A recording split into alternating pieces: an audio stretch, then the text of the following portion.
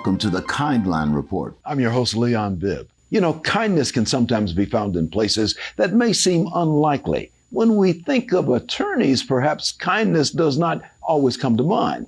When we think of a personal injury lawyer, we often use words that are quite the opposite of kindness. Well, our guest today is arguably the most recognized face in injury law. And with that raised eyebrow and that slogan, "I'll make them pay," Tim Misny has established a reputation as a tough-talking, hard-fighting advocate for his clients. But he says there is another side to his persona.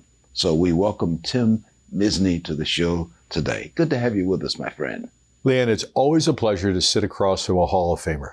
Well, you're too kind. It's great to see you, man. You're too Thank kind. you for having me. Yeah. You once said that personal injury attorneys are often compared to as used car salesmen. What do people need to know about Tim Misny with regards to that comparison? Well, Leonn, I think it goes back to my beginnings. I grew up in Euclid in a one-bedroom bungalow in Euclid, and my parents, hardworking folks of faith.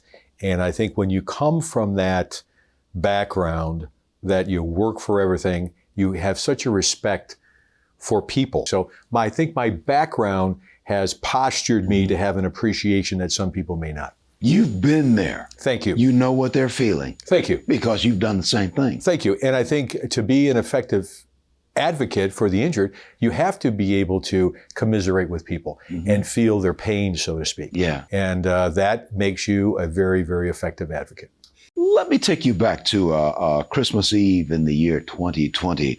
On the make them pay moment, you as you called it, you read Mother Teresa's poem. It's called Anyway.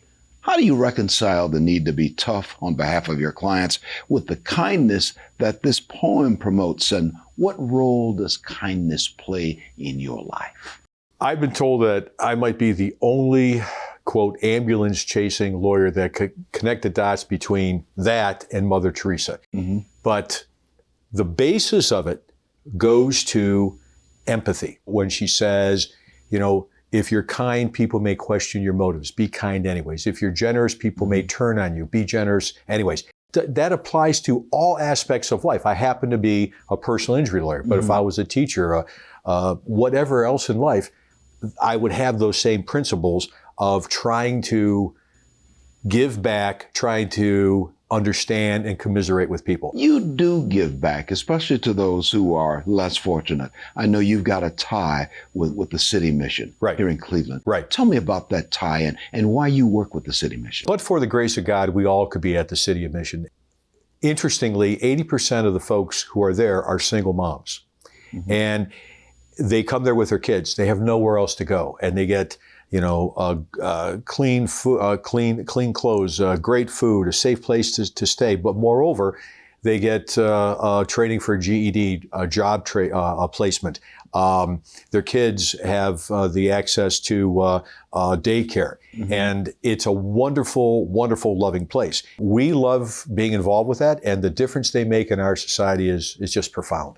Let's talk about your journey now. Your journey as not only as an attorney, but as a husband and a father.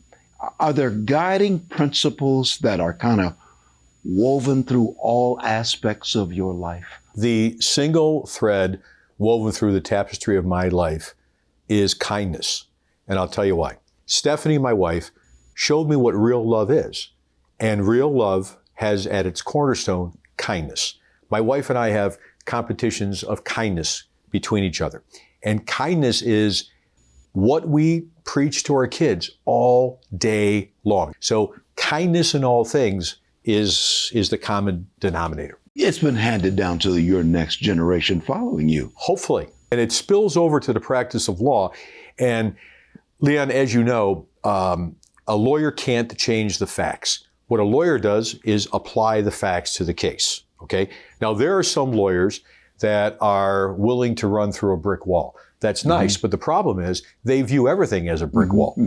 The most successful lawyers that I've known, the happiest lawyers that I've known are genuinely kind people. Now, I know kind of sounds like saying a mud wrestler practices good hygiene, okay? But there are a handful of lawyers that I've met in my 41 years of practice that are genuinely kind people. And I have found that they're the most effective advocates. And really, at the end of the day, they're the happiest people. Can you be tough and kind at the same time? Absolutely, absolutely, absolutely. If you know, the key to being a successful lawyer is being prepared, like anything else in life. If you do your homework and you come in prepared, you got a real good chance of knocking it out of the park. But you don't have to be nasty about it. You don't have to be disagreeable. And the lawyers that I'm thinking of who've had great success are lawyers who practice kindness in all ways. Let's bring it home. We're rounding third. We're heading home now. Yes, sir. Give me a final thought. It's nice to do kindness for other people, but really at the core, it's about good karma. It comes back to you.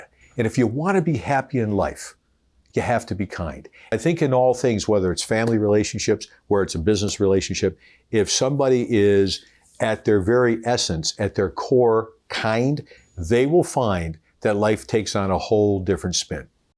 You've said it all.